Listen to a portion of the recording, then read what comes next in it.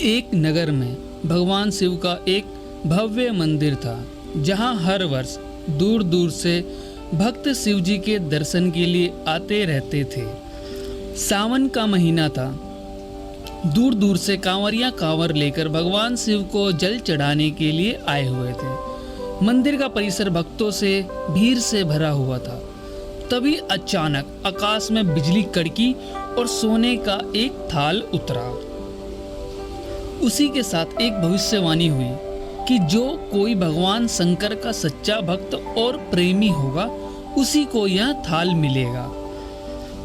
मंदिर के परिसर में उपस्थित सभी लोगों ने यह भविष्यवाणी सुनी और धीरे धीरे सभी इकट्ठे हो गए।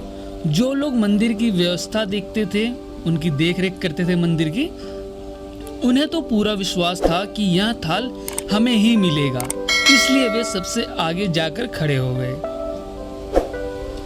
सबसे पहले एक पंडित जी आए और बोले, देखिए, मैं प्रतिदिन महादेव का अभिषेक करता हूँ।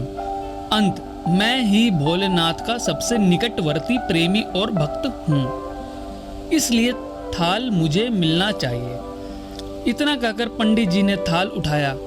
जैसे ही पंडित जी ने थाल उठाया, थाल पीतल का हो गया। यह देखकर पंडित जी बड़े लज्जित हुए। उन्होंने थाल यथास्थान पर रखा और वहां से निकल गए। इसी प्रकार वहां उपस्थित सभी पंडितों ने खुद को आजमाया, लेकिन शायद उनमें से कोई भी सच्चा भक्त नहीं था। उन्हें भी थाल का यह स्थान पर रखकर चले जाना पड़ा। उसके बाद उस नगर के राजा का आगमन हुआ। राजा साहब आगे आए और बोले, मैंने महादेव के मंदिर में बड़ी भारी दान दक्षिणा दी है, इसलिए यह थाल मुझे मिलना चाहिए। इतना कहकर राजा साहब आगे बढ़े और थाल उठाया। जैसे ही राजा ने थाल उठाया, थाल तांबे का हो गया। यह देखकर महाराज भी लज्जित हुए और थाल यथास्थान रखकर एक तरफ खड़े हो गए।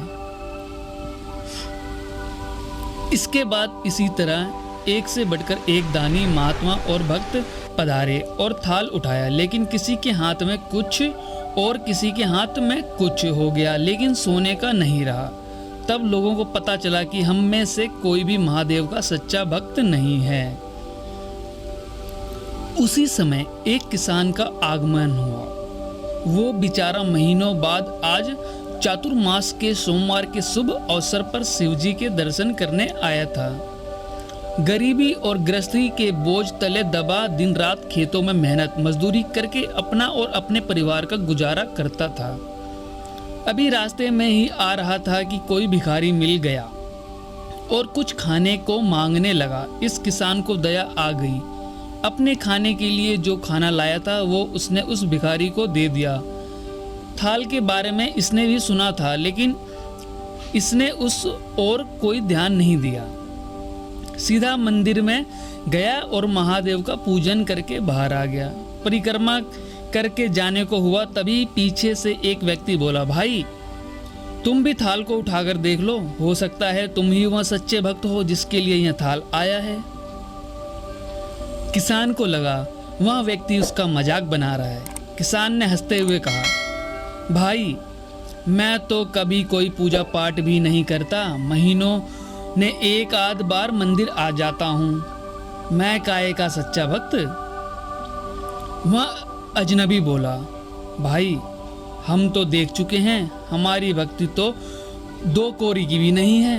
अब तुम भी अपना हाथ लगाकर देख लो, सोने का थाल मिले ना मिले, किंतु पता चल जाएगा कि तुम्हारी भक्ति में कितनी सच्चाई है। लोगों के बहुत आग्रह करने पर आखिर उस भोले भाले किसान ने जाकर थाल उठा लिया। जैसे ही उसने थाल उठाया, लोगों के आश्चर्य का ठिकाना नहीं रहा। सोने का थाल रोशनी से चमचमाने लगा। यह देखकर लोगों में खुशियों की लहर दौड़ आई। सभी लोग उसके जयकारे लगाने लगे और पूछने लगे कि भाई तुम ही सच्चे भक्त हो, अब हमें भी बता दो कि कैसे भक्ति करते हो जिससे महादेव तुमसे इतने प्रसन्न हैं। तो किसान बोला, भाई मैं कोई भक्ति नहीं करता, मैं केवल दिन भर खेतों में काम करता हूँ और थोड़ा समय निकालकर जरूरतमंदों लोगों की मदद करता हूँ। इसके अलावा मैं कोई विशेष कार्य नहीं करता। लोग पूछने लगे, तुम लोगों की मदद क्यों करते हो?